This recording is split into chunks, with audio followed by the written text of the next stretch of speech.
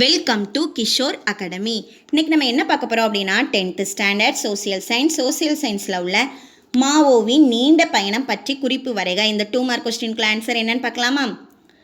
சீன நாட்டின் பொது உடைமைவாதியான மா சேதுங் அவங்கள தான் மாவோ அப்படின்னு நம்ம குறிப்பிடுதோம். பொது உடைமைவாதினா என்ன?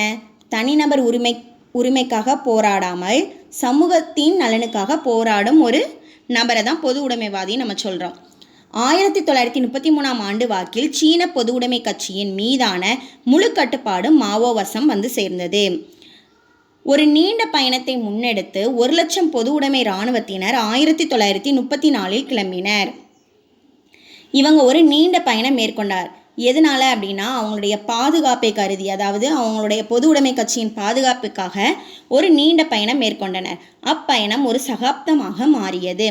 இவ்வாறு கிளம்பிய 1,00,000 பேரில் வெறும் 20,000 பேர் மட்டும் 1935இன் பிற்பகுதியில் 6,000 மைல்களை கடந்து வடக்கு ஷேனி பகுதியை சென்றடைந்தனர். அவர்களோடு மற்ற பொது உடைமைவாத படைகளும் சேர்ந்து கொண்டனர். பலவிதமான இடையூறுகளை கடந்து அவங்க என்ன செஞ்சாங்க? 1,00,000 வீரரில் 20,000 பேர் மட்டும்தான் 6,000 மைல்களை கடந்து ஷேனி பகுதியை அடைந்தனர்.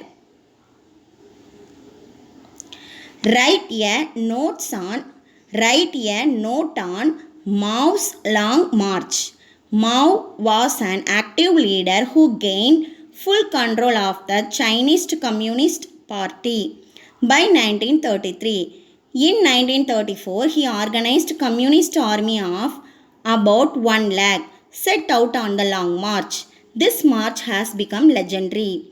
Of the 1 lakh who set out, only 20,000 finally reached northern Shenip late in 1935. After crossing nearly 6,000 miles, they were soon joined by other communist armies. Thank you.